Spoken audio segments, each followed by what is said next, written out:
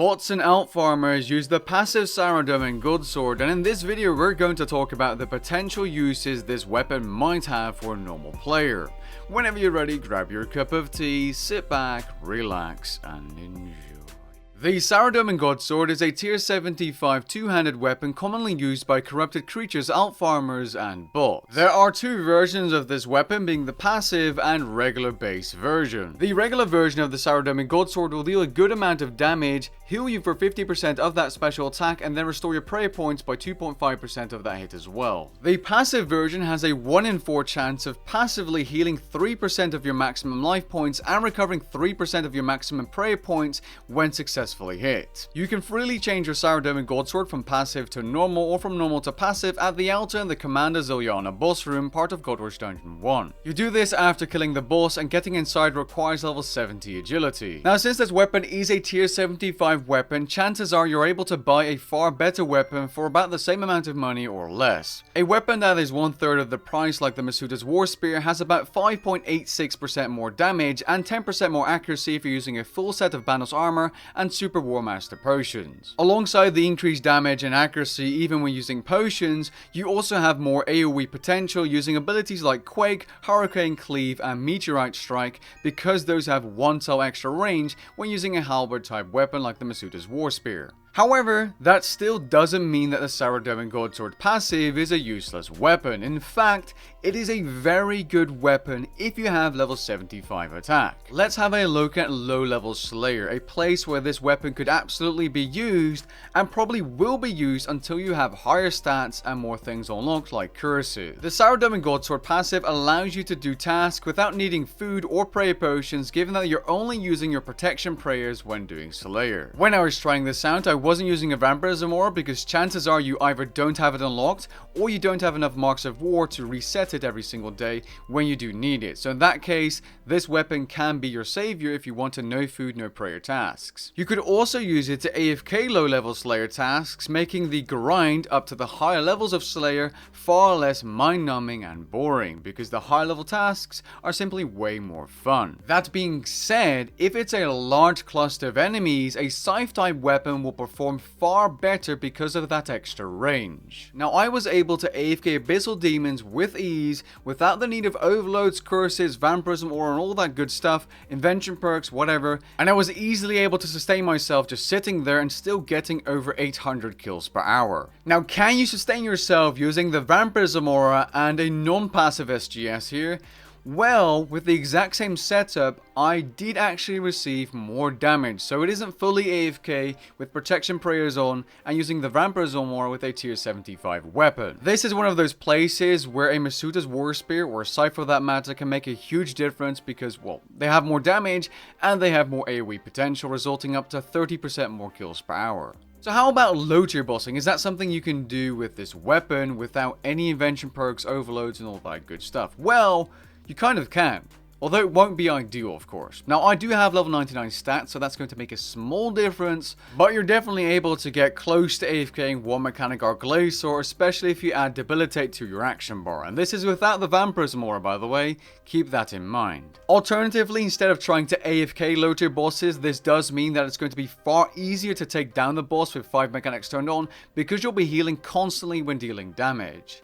The only real problem I found at the Arglacior is that even with a tier 75 weapon, 99 stats and Super War Master potions, I did still splash every now and then, which does affect your healing and kill times. So this is one of those bosses where accuracy is definitely important, and this weapon is only tier 75. Now, usually when players go ahead and AFK at Zamorak, aka Krill, they either take a Vampirism aura and high tier magic weapon, subjugation armor, all that good stuff without prayer, or they use a Penance aura and they turn on Soul Split. I thought to myself, what about using this weapon in melee here? Is it possible for a lower or mid-level player to sit here in AFK without the need of a Vampirism aura?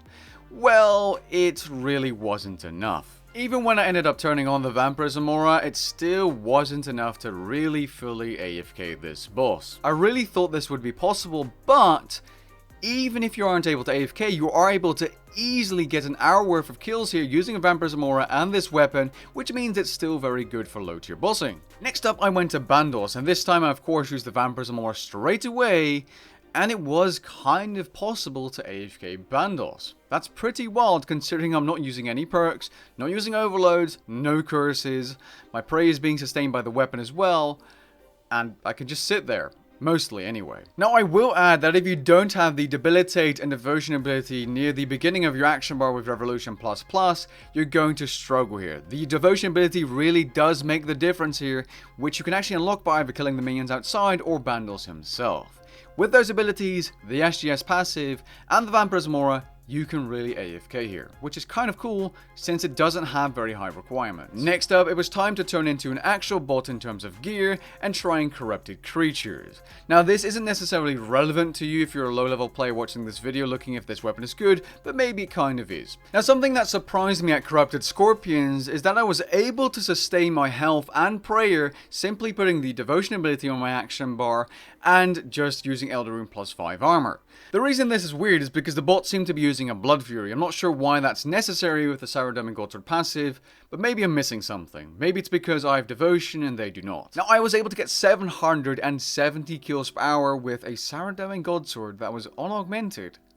Wow. Now, when I was testing Laniakia's spear back when it was new, I was getting around 27.27% more kills per hour, and then when I was using the Insight Fear spell and an Inquisitor staff, I was getting 40% more kills per hour. So, yes, the Saradomin Godsword is far slower, but 770 kills per hour is still pretty good, especially if you can sustain yourself 24/7. No wonder the bots are using this weapon. Now, I also went ahead and tried Corrupted Workers. Now, usually if you're AFKing these with a scythe, you use a Vampirism Scrimshot because the Vampirism aura alone is not enough to AFK these.